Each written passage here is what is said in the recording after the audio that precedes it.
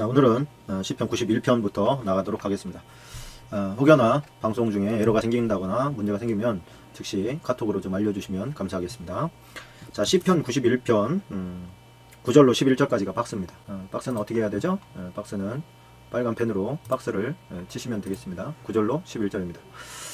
내가 말하기를 여호와는 나의 피난처시라고 지존자를 너의 거처로 삼았으므로 내가 화가 내게 미치지 못하며 재앙이 내 장막에 가까이 오지 못하리니 그가 너를 위하여 그의 천사들을 명령하사 내 모든 길에서 너를 지키게 하심이라. 자, 우리가 읽은 이 말씀은 하나님을 섬기는 사람들은 안정감을 누린다, 안정감을 누리게 된다, 그런 의미로 우리가 받을 수가 있습니다. 세상 사람들, 돈을 의지하는 사람들이 많이 있지요. 돈을 의지하는 사람들의 모습을 보면 그냥 불안함이 내재되어 있습니다. 그냥 깊은 불안함. 돈이 없어지면 어떻게 하나, 또 돈으로 해결할 수 없는 것들은 뭐 거의 없다고 생각을 하기 때문에 그런 상황에서 다 날아가면 어떻게 하나, 이런 두려움이 그들 안에 있는 것을 또 발견하게 됩니다. 그 돈에 근거한 평안함, 그거는 돈이 사라지면 함께 사라지는 것. 직장이나 권세나 권력이나 이런 거에 의존하는 그것에 근거한 안정감 있을 수 있습니다. 그러나 그거 사라지면 같이 사라집니다.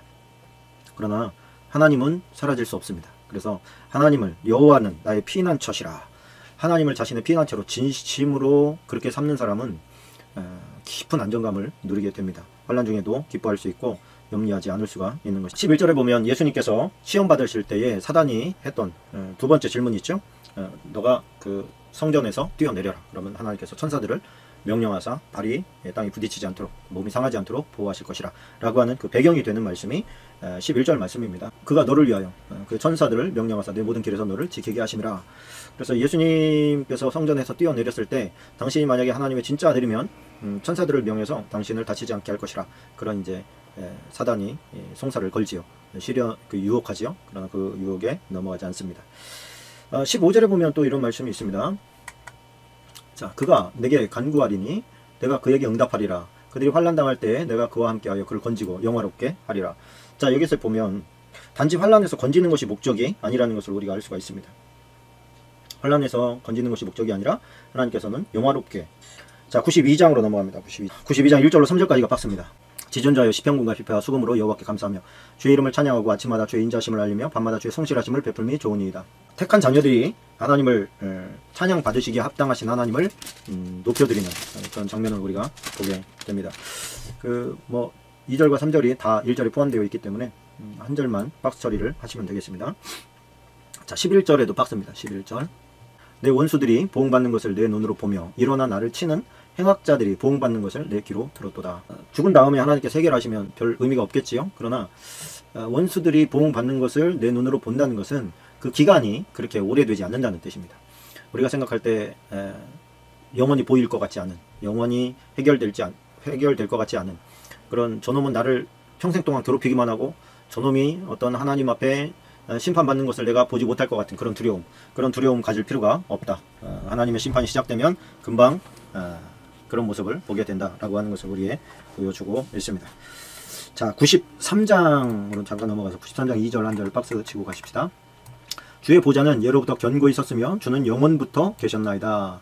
자, 이게 지금이야 뭐 이런 단어를, 이런 표현을 쉽게 할 수 있습니다만 이 당시에 영원부터 계셨다, 이것이 참 이런 표현을 하기가 쉽지는 않지요.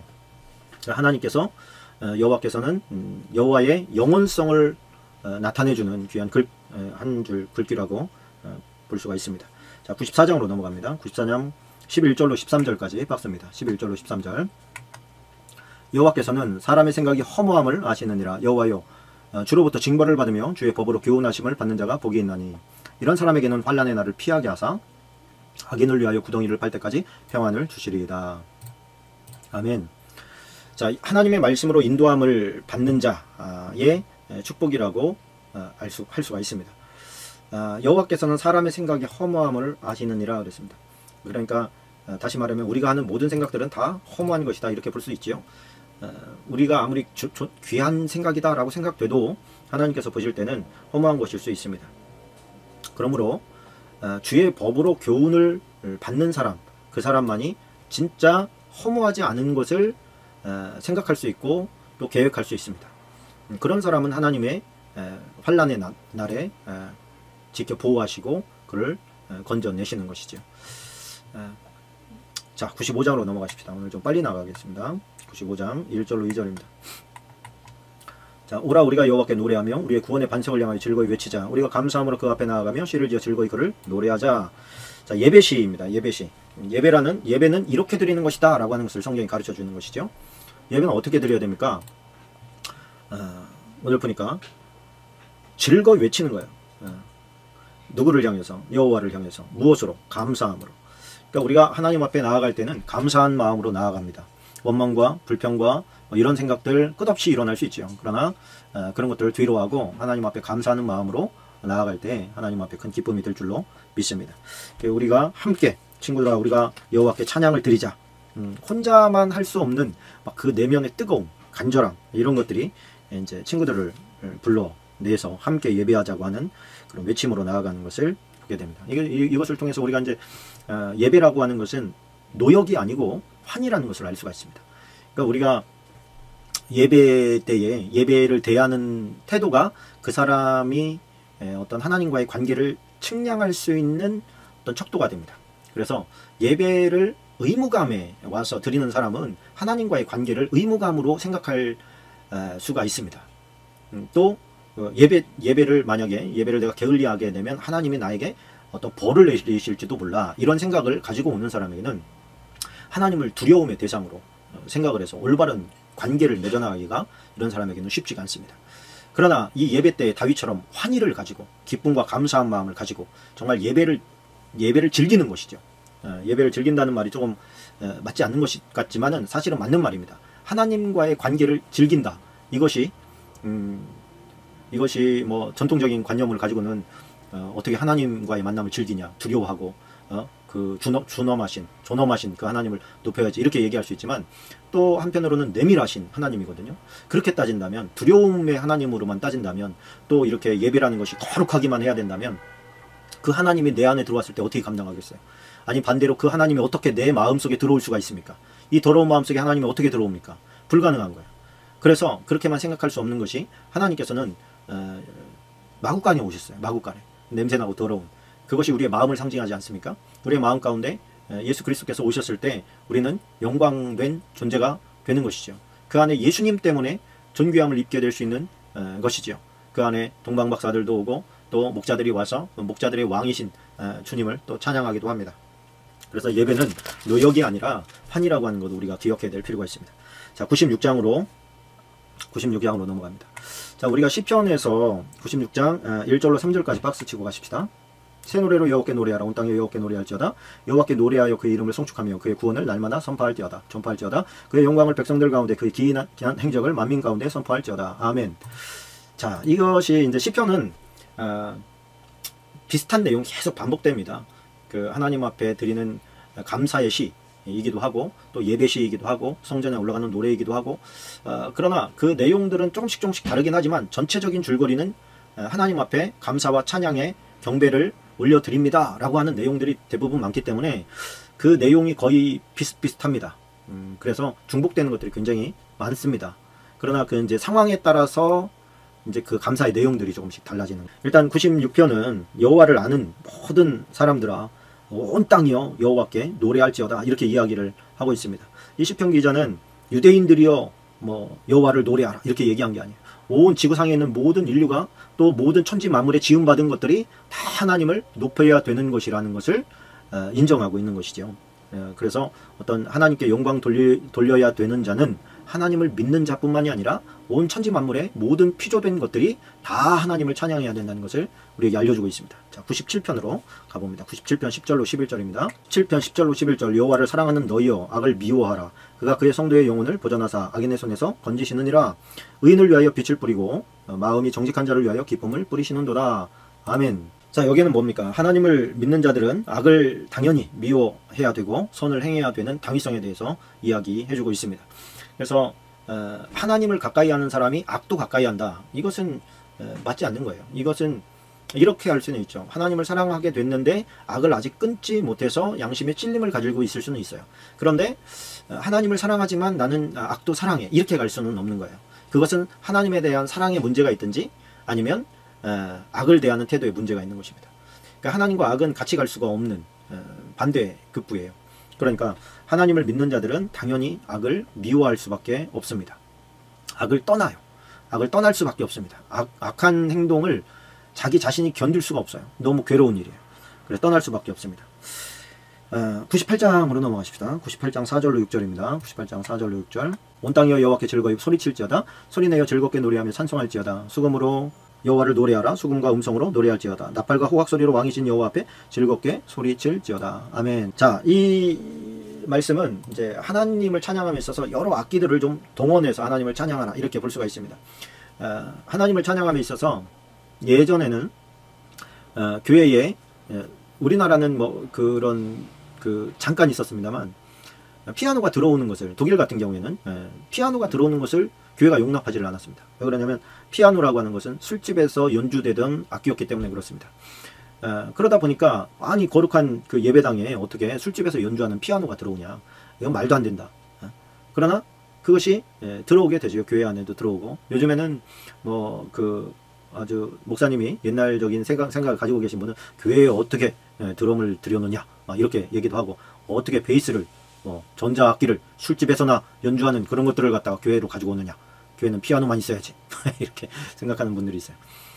피아노도 역시 술집에서 연주하던 악기입니다. 그래 요즘에 뭐 드럼 시끄럽다 이렇게 얘기하는 것은 그분의 취향인 거지 하나님의 취향이 아닌 게 아니에요. 하나님의 취향을 대변하는 게 아닙니다. 그분의 취향을 말하는 거예요. 그래서 우리가 목회자들이 그런 하나님의 말씀에 기준한 것이 아니라 자기 자신의 철학과 소신을 하나님의 말씀인 양 포장해서 내보내는 일들이 굉장히 많습니다. 물론 그 사람은 최선이라고 생각해서 그 일을 하겠지만 그것도 하나님 앞에서 어떻게 될지 몰라요.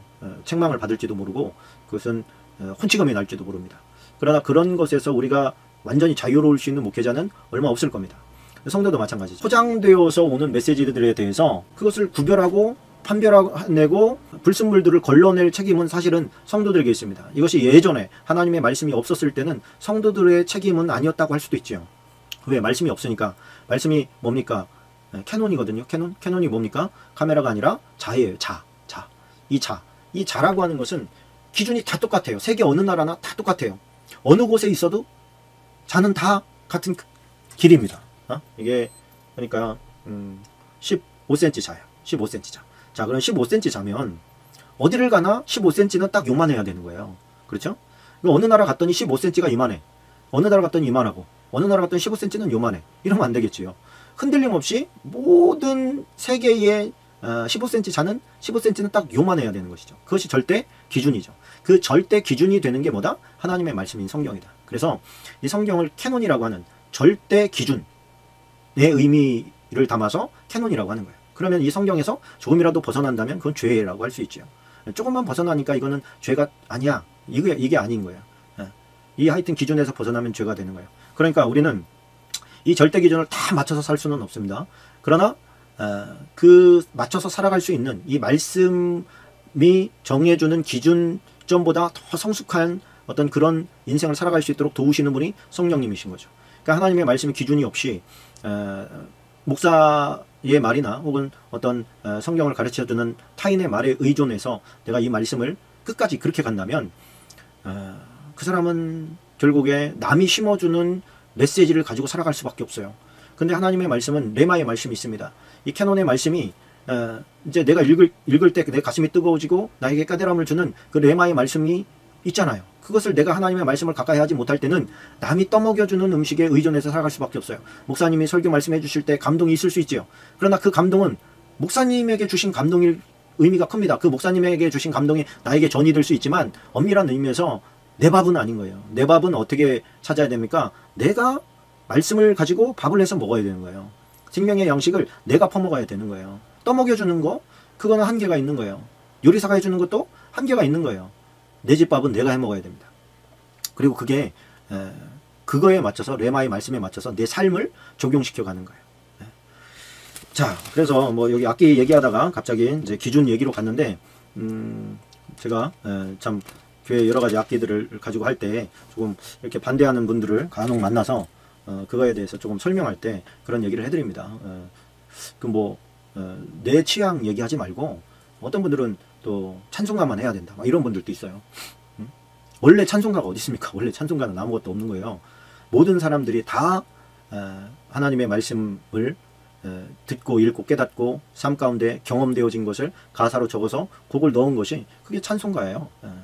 뭐 복음성가는 질 떨어지는 거고 찬송가는 격이 높은 거냐, 그런 것도 아닙니다. 예전에 복음성가 했던 게 지금 찬송가로 들어간 게 얼마나 많이 있습니까? 그러면 옛날에는 질 떨어지는 거였는데 지금 이제 찬송가에 포함됐으니까 질이 높은 거냐, 그런 거 아니잖아요. 그러다 보니까 우리는 내 취향, 내 생각, 내가 자라온 그 신앙 배경, 이런 것 때문에 하나님의 말씀을 오히려 역행하는 일들이 너무 많습니다. 하나님께 분명히 시편이 얼마나 많이 새 노래로 여호와를 찬양하라, 박수치며 수금을 치며 소고를 치며 하나님을 찬양하라, 온 몸과 온 악기들을 동원해서 하나님을 찬양하라고 새 노래를 계속 지어서 부르라고 나왔는데 옛날 것만 고집하는 거죠. 난 옛날 게 좋더라 그러면서 뭐 나이 드신 분들은 새로운 찬양을 더 이상 배우려고 하잖아요. 그거는 제가 볼 때 좀 좋지 않은 모습입니다. 하나님 앞에서 교만 떠는 모습이라고 보여집니다. 그래서 나이가 젊든 늙었든 간에, 나이가 많든 어쨌든 새 찬양을 계속해서 부르고 또 배우려고 애를 쓰는 것이 그게 정석입니다. 그리고 예배 가운데서 새로운 찬양을 또 하나님 앞에 올려드리는 것, 그것이 맞습니다. 자, 99편 99편을 보십시다. 99편 5절 한 절만 박수 치십시오. 너희는 여호와 우리 하나님을 높여 그의 발등상 앞에서 경배할지어다. 그는 거룩하시도다. 아멘. 여러분, 우리가 하나님의 발등상 앞에 어떻게 섭니까? 그죠? 불가능한 것이죠. 이 얘기는 무슨 얘기냐면 그렇게 여기고 찬양하라는 거예요. 그렇게 여기고. 우리가 찬양함에 있어서 내 옆 사람들 신경 쓰고 앞에 리더 신경 쓰고 뭐 큰 교회 같은 경우에 카메라 신경 쓰고 이렇게 하는 게 아니에요.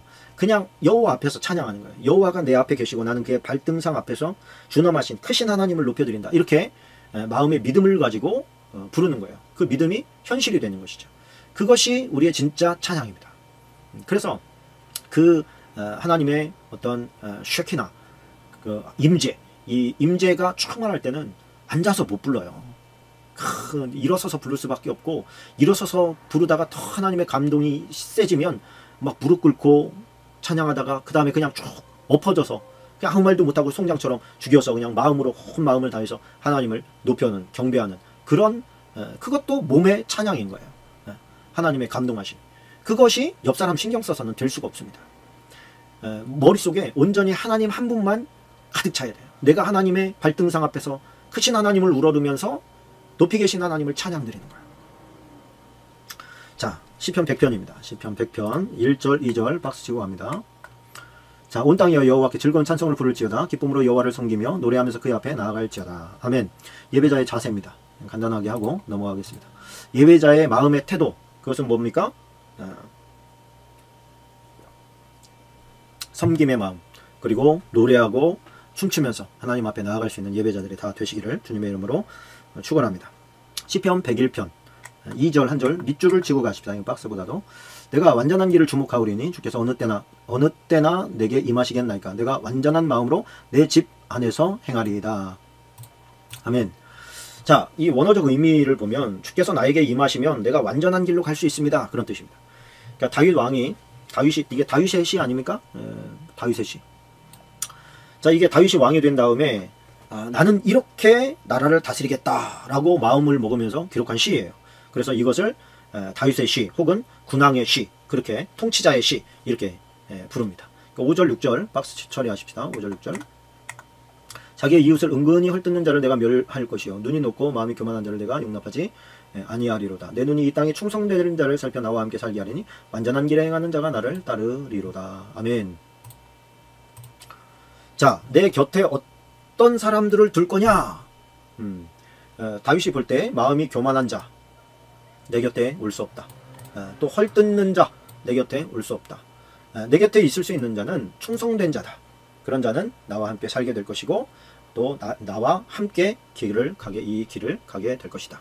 그래서 우리가 하나님의 사람들은 영적인 혹은 영적이고 마음적인, 그러니까 영적인은 꼭 들어가야 돼요. 코드가 맞아야 됩니다. 코드가 맞아야 같이 갈 수 있는 것이죠. 그런 사람들이 우리 곁에 있어야 됩니다. 함께 가는 길이거든요. 우리가 사회생활하고 직장생활 하다 보면 전혀 안 맞는 사람과도 가야 될 때가 있습니다. 그러나 가까이 두어야 할 사람은 따로 있습니다. 똑똑한 사람, 현명한 사람, 말 잘하는 사람, 돈 많은 사람, 권력 있는 사람, 이런 사람 가까이 두는 게 아니고 충성된 사람. 충성되다는 것은 변하지 않는 사람을 말하는 거예요. 좋은 인격적인, 그리고 좋은 어떤 신뢰를 변하지 않게 할 사람을 이제 곁에다가 두고 같이 가는 것입니다. 근데 사람이 참 그런 사람 만나기가 너무 어렵습니다. 그런 사람은 진실하게 하나님을 섬기는 사람 중에서 그런 사람들을 저는 찾을 수 있다고 봅니다. 하나님을 두려워하는 사람은 충성된 사람입니다. 그런 사람은 하나님을 두려워하기 때문에 사람과의 약속도 신의를 지킬 줄 압니다. 그런 사람을 사귀시기를 바랍니다. 그런 사람이 가까이 있게 되시기를 축원합니다. 102편으로 가십시다. 102장. 자, 102장에 보니까 제목이 뭐예요? 고난당한 자가 마음이 상하여 그의 근심을 여호와 앞에 토로하는 기도. 그렇게 되어 있습니다. 참 제목이 비장하지요? 고난당한 자가 지금 고난을 당해 있어요. 마음이 상해 있어요. 그의 근심을 여호와 앞에 토로하는 기도. 그러니까 뭐 달리 말하면 정직한 기도라고 할 수가 있겠습니다. 하나님 앞에 기도할 때는 꾸미는 게 별로 필요가 없어요. 시편 51편 17절에 보면 하나님께서 구하시는 제사는 상한 심령이라. 하나님이여 상하고 통회하는 마음을 주께서 멸시하지 아니하시리이다. 그런 표현이 있죠. 육적인 침체기는 3절에 보면 그런 말이 있습니다. 내 날이 연기같이 소멸하며 내 뼈가 숯같이 탔음이니이다. 이게 이제 어떤 그 육적인 침체기, 얘는 영적인 침체기와 함께 오는 경우가 참 많습니다. 이 영적인 침체기에는 많이 오는 것이 이제 뭐 분노, 좌절감, 절망, 불안, 불면, 정체성의 혼돈, 또 자기 비하, 고독, 외로움, 또 사람들로부터의 괴리감, 이런 것들을 이제 느끼게 되지요. 이유야 어찌됐든 하나님께서 용광로에 놓고 정금을 만드시는 그런 과정이라고 볼 수가 있습니다. 그러니까 아픔이 없이 성숙할 수 있는 사람은 없다고 봅니다. 아픔을 이겨내는 과정을 통해서 숯이 되기도 하고 다이아몬드가 되기도 합니다. 하여튼 문제를 가지고 여호와 앞에 나아가는 사람이, 그 사람이 복이 있습니다. 자, 13절에 보면 이런 내용이 나옵니다. 주께서 일어나서 시온을 긍휼히 여기시리니 지금은 그에게 은혜를 베푸실 때라. 정한 기한이 다가옵니다. 정한 기한이라는 게 뭐예요? 70년의 포로 기간이 끝나갑니다. 그런 것이죠. 70년 어디서 고통당했지요? 바벨론에서 고통당했죠. 바벨론에서 70년간 고통당하는 그 기간이 이제 70년이 다가옵니다. 그런 이제 표현이라고 할 수가 있겠습니다. 그러니까 이 고난당한 자가 마음이 상하여 그의 근심을 여호와 앞에 토로하는 기도는 포로기 때 이제 그 바벨론 강가에서 진흙을 빚던, 진흙을 이겨서 벽돌을 굽던 유대의 노예들, 유대인들이 이제 끌려가서 기록한 시라고 볼 수가 있습니다. 주의 분노와 진노로 말미암았습니다. 주께서 나를 들어서 던지셨다. 어디로 던져요? 바벨론으로 던지셨어요. 왜? 하나님만 섬겨야 되는데 우상 숭배하고 쾌락으로 치우치고 성적인 방탕함으로 빠지고 이러는 모습을 하나님께서 지켜보시다가 안 되겠다. 그래서 바벨론에다가 집어 던져놓고 그 용광로에 집어넣고 그들을 다시 굽는 것이죠. 그 용광로 가운데 숯이 된 사람도 있고 다이아몬드가 된 사람도. 13절 박스였습니다. 자, 103편으로 넘어가십니다. 103편 1절 박스 처리하시면 됩니다. 103편 1절. 자, 다윗의 시입니다. 이것은 내 영혼아 여호와를 송축하라. 내 속에 있는 것들아 다 그의 거룩한 이름을 송축하라. 자, 이게 이제 어떤 영혼을 울리는 찬양이라고 할 수가 있습니다. 그러니까 내 속에 있는 것들이 뭡니까? 내 속에 있는 것들이 뭐죠? 내 속에 있는 것들은 모든 사상이라고도 할 수 있고 온갖 감정이라고도 할 수 있고 모든 의지나 양심, 이성, 정서 이런 어떤 내면을 구성하는 모든 것들을 다 모아가지고 뭐하라? 여호와를 그러니까 입술로만 찬양하는 것에 대한 반대 개념입니다. 내면에 있는 모든 것들을 끌어서 여호와를 사모하고 찬양하는 모습, 그것을 갖다가 이야기하는데 내 속에 있는 것들아 다 찬양하라. 내 속에 있는 것들, 그러니까 뭐 내장을 말하는 거겠습니까? 심장을 말하는 거겠습니까? 내 내면을 구성하고 있는 그 모든 감정들, 이런 감정 상태들을 다 모아가지고 하나님 앞에 찬양하라는 거예요. 입술로만 찬양하는 거, 그거 하지 말라는 거예요. 결국에는 4절에 보면 이런 표현이 나오죠. 내 생명을 파멸해서 속량하시고 인자와 긍휼로 관을 씌우시며. 누구에게?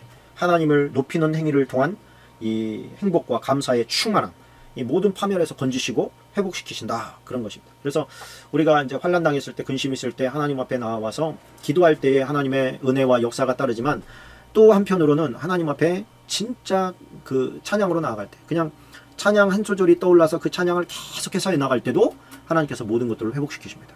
상한 감정을 만지시고 또 억눌린 자를 건지시고 우울한 자를 건져내십니다. 찬양을 많이 하세요. 자, 103편 12절에 보면 이런 말씀이 나오죠. 동이 서에서 먼 것 같이 우리의 죄가를 우리에게서 멀리 옮기셨으며.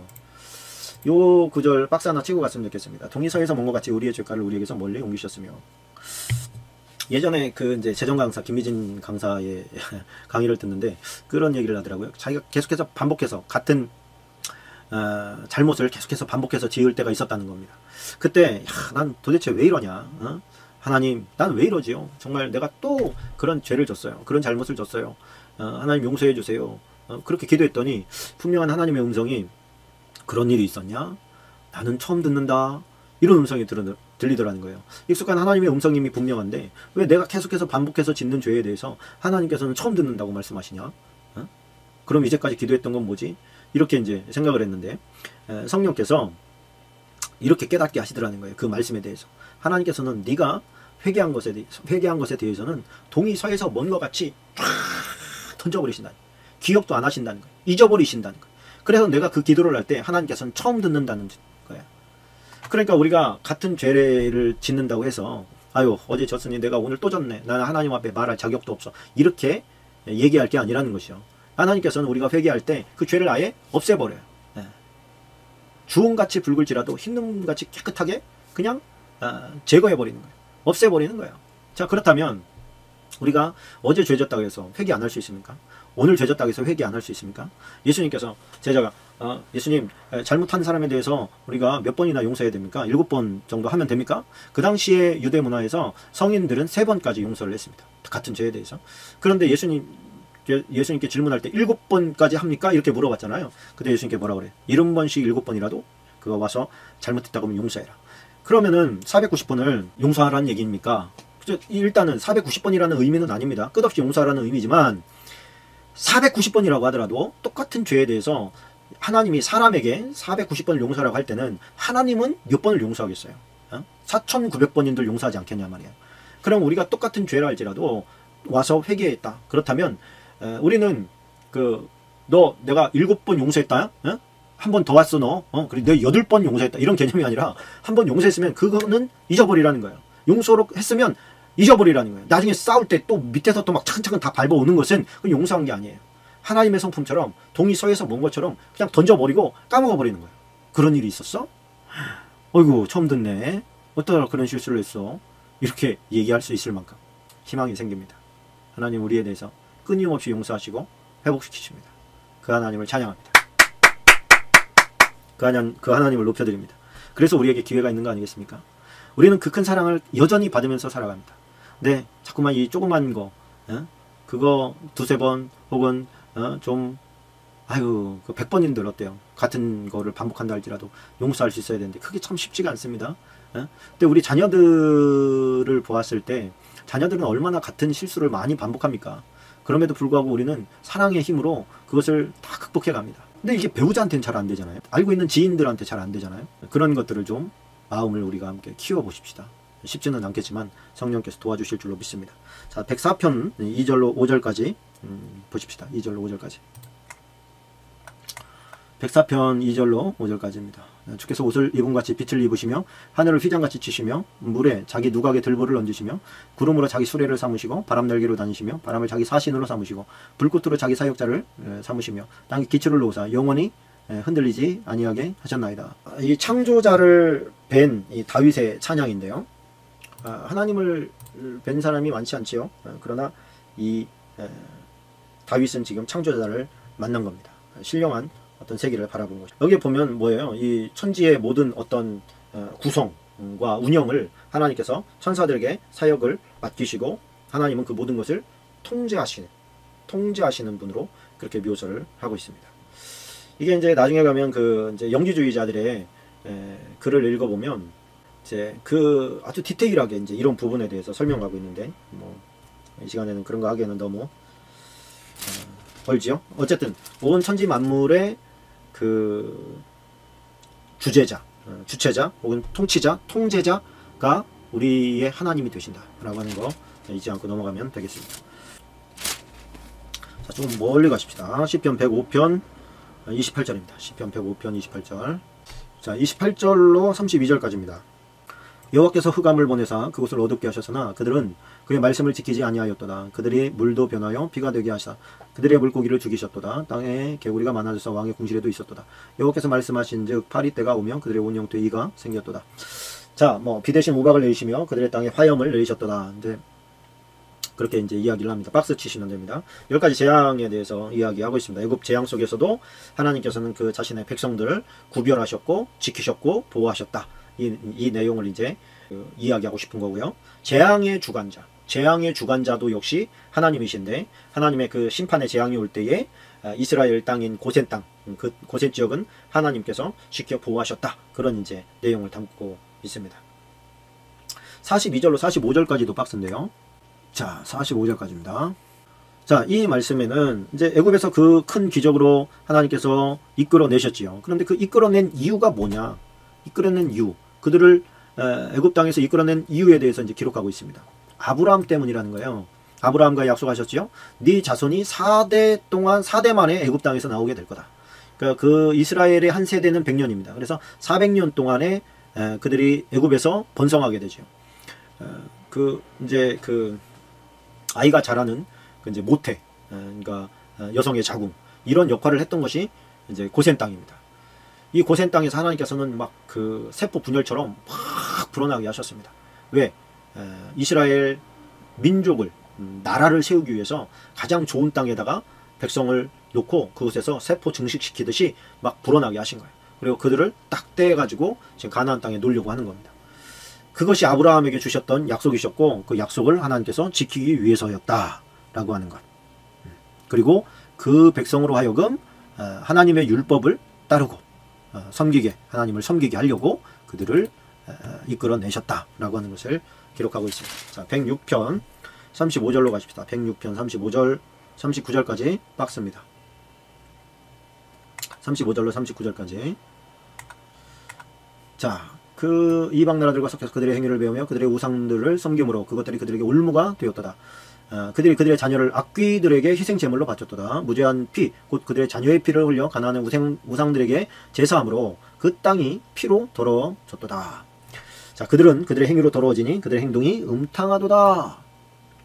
자, 그러니까 이스라엘 민족이 지금 얼마나 타락했는지를 보여주고 있죠. 이스라엘 사람들은 어떤 사람입니까? 그 불덩어리, 그 시련의 장소, 그 애굽에서 하나님께서 구원해가지고 홍해를 건너면서 또 광야 40년 동안 연단하시고 또 가나안 땅을 정복하게 하시면서 그 정복 전쟁을 하면서 하나님이 살아계심을 보여주고, 그렇게 해서 그 땅을 멸하는 목적이 뭐냐? 그 땅이 더러워졌기 때문이다. 타락했기 때문이다. 이런 말씀을 분명히 주셨고, 너희들도 타락하면 너희들도 이 땅에서 몰아날 거다 라고 하나님께서 분명히 말씀을 하셨습니다만 그것을 제대로 가르치지 못했어요. 제대로. 제사장들이 또 레위인들이, 이 말씀을 맡은 레위인들이 그 말씀을 제대로 가르쳐야 되는데 이 가르침의 사역을 좀 게을리했습니다. 그래서 이스라엘이 전체적으로 이제 멸망하는 길로 들어서게 되었지요. 그들의 그 멸망시킬 수밖에 없었던 그런 더러운 죄, 그 죄 때문에 그들이 멸망당했는데 역시나 이스라엘 백성도 그들의 죄를 본받아 함께 멸망당할 수밖에 없는 존재로 본인들을 이끌어가는 모습들 보게 되죠. 그러니까 이게 스며드는, 이게 문화라고 하는 것은 젖어드는 거거든요. 이렇게 스며드는 거예요. 조금씩 들어오는 것이죠. 그게 문화예요, 문화. 근데 그 조금 쉬고 오기 때문에 이것이 더러운 것인지 안 더러운 것이 잘 모르는 거예요. 겨울이가 이렇게 뜨거운 물에 확 집어넣으면 확 튀어나오잖아요. 그런데 서서히 집어넣으면 그냥 따뜻하게 있다가 익어 죽잖아요. 그것처럼 이 문화를 아주 경건하게 살던 사람이, 아주 경건하고 거룩하게 살던 사람이 예를 들어서 세상에 나와서 아주 음란한 그 나이트나 뭐 이런 뭐 클럽 또 뭐 음란한 영화나 이런 거 보면 뜨거워 그러고서 금방 뛰쳐나갈 거예요. 그런데 모든 문화가 그냥 다 음란하고 다 더럽고 다 추하고 다 막 모든 영화에 막 욕이 들어가고 또 폭력이 들어가고 또 음란이 들어가고 막 그렇게 되면 그 재미라고 하는 그 양념에 막 그걸 들어 삼키는 거예요. 그러다 보면 그 양념 때문에 점점 병 들어가는 거죠. 본인은 몰라. 재밌거든. 눈에는 재밌는데 속에는 썩어가는 거예요. 그래서 이 더러운 문화를 보면서 불쾌해져야 돼요. 오, 신기한데 이렇게 가면 안 되고, 짜증난다. 이렇게 내가 왜 저런 걸 보고 있냐. 왜 그런 어떤 더러운 문화의 어떤 흔적들을 보게 되면 그것이 그냥 잔영으로 남아요. 잔영으로.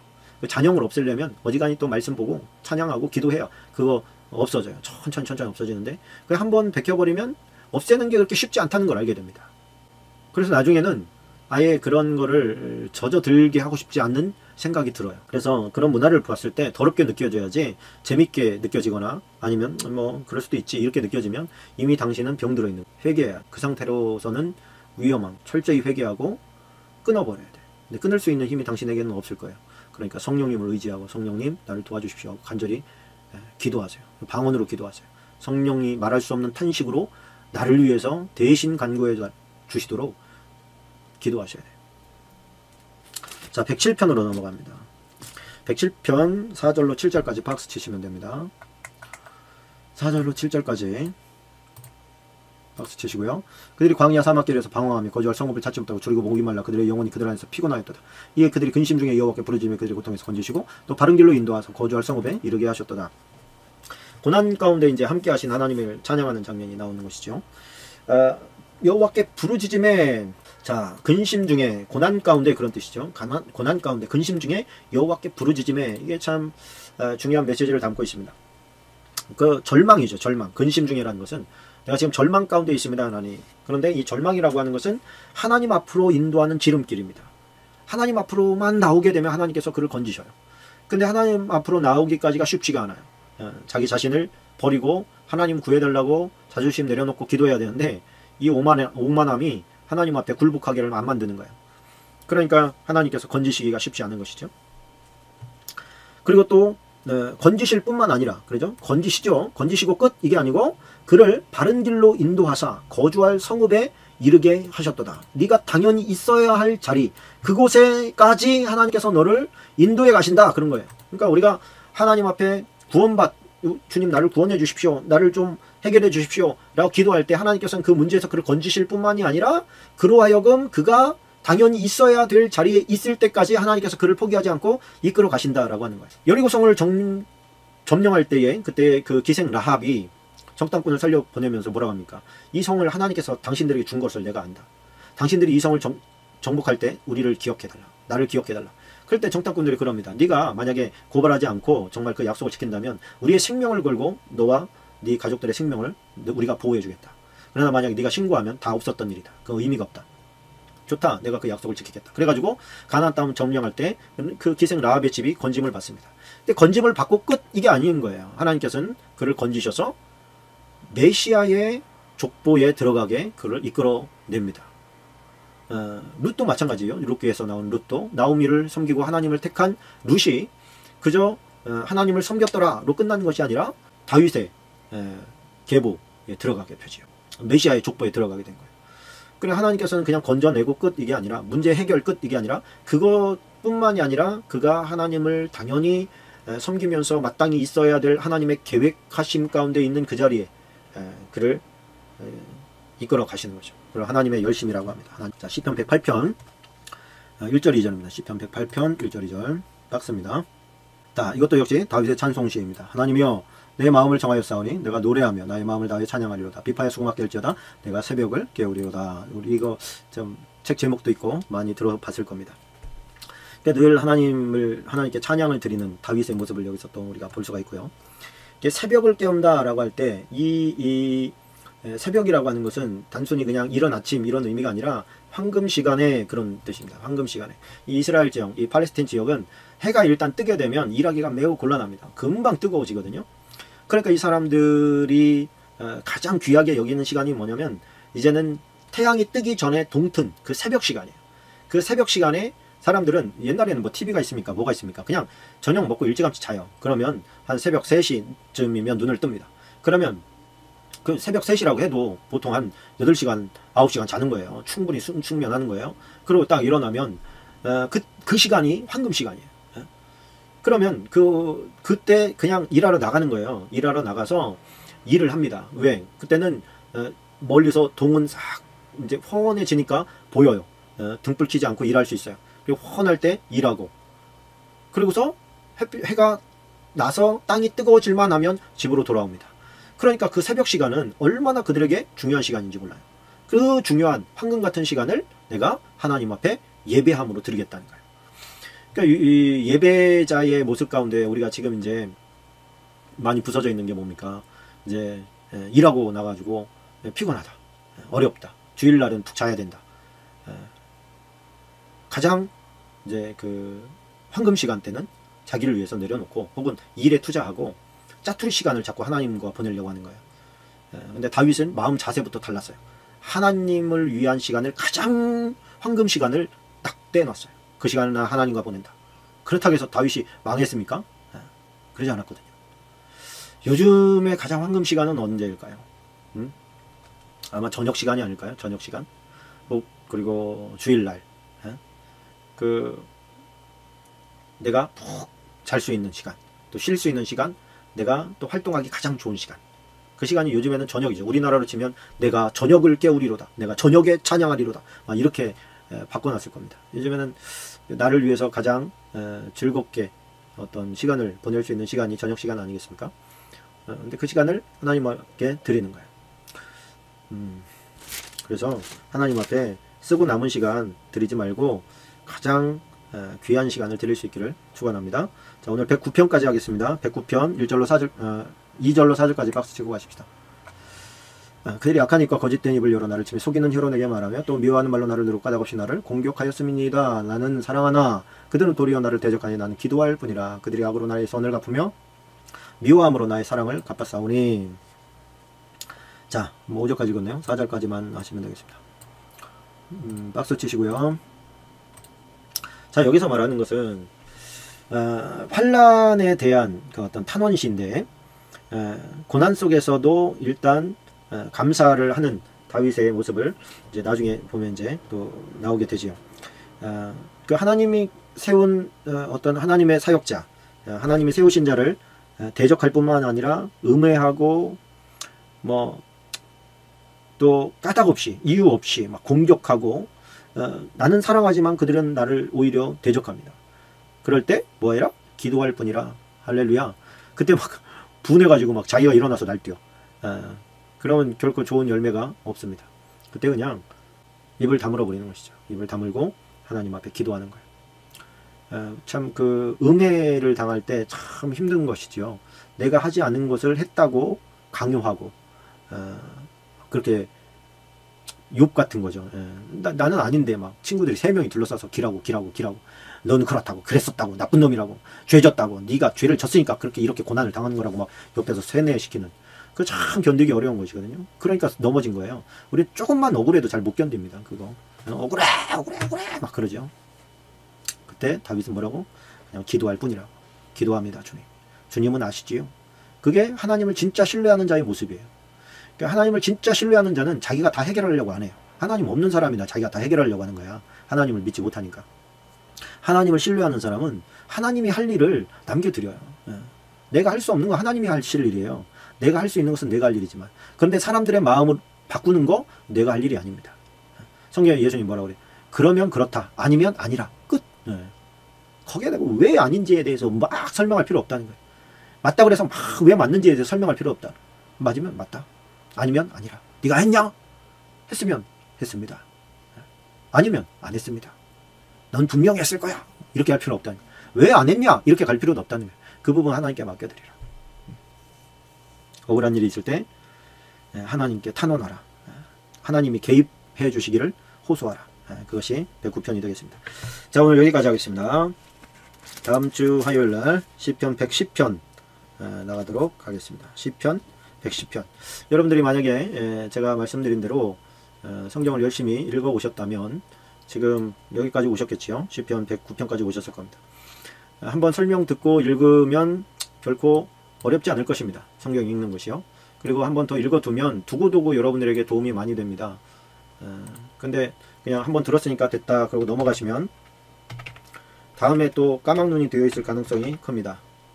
그래서 한번 이렇게 설명한 것은 여러분 깊이 묵상하고 또 이렇게 정리해서 말씀드리는데 여러분들은 읽지도 못하겠다. 그러면 정말 예의가 아닌 거죠. 그거는 여러분들 그 진도 나간 것만큼은 한번 읽으십시오. 저한테 유익이 됩니까? 저한테 도움이 됩니까? 돈이 됩니까? 여러분들이 유익한 거예요. 여러분들이 하나님 앞에 기쁨이 되는 것이고 여러분들이 하나님 앞에 은총을 입을 수 있는 기회예요. 그것이 저에게는 보람이고, 그러니 하나님의 말씀을 열심히 읽으십시오. 열심히 가까이 하십시오. 그래, 최소한 읽으세요. 그만큼은. 그것이 어떤 성의라고 생각합니다. 하나님 앞에 우리의. 물론 몰라서 그렇다고는 하죠. 지금은 뭐 반박할 게 없잖아요. 자, 기도로 마치겠습니다. 좋으신 주님, 우리는 연약합니다. 실수할 수밖에 없고 넘어질 수밖에 없습니다. 그러나 우리가 잘못했다고 회개할 때 동의서에서 본 것처럼 하나님께서 그 죄가를 옮기시고 우리를 정결다 말씀해 주시니 감사합니다. 아버지 하나님, 늘 실패해도 죽을 때까지 실패하지는 않을 줄로 믿습니다. 나의 대적이여 나로 인하여 기뻐하지 말지어다. 나는 엎드러질지라도 7번 일어선다고 아버지 하나님이 고백했던 것처럼 우리에게도 아버지 쓰러지고 자빠지고 넘어지더라도 계속해서 반복해서 일어날 수 있는 힘을 우리에게 허락해 주시옵소서. 아버지 말씀을 가까이 하고 또 그 말씀에 정말 꿀송이보다도 더 단 생명의 말씀을 즐거워하며 즐기며 그 말씀대로 살아가는 것을 또한 기뻐할 수 있게 도와주옵소서. 예수님의 이름으로 기도하옵나이다. 아멘.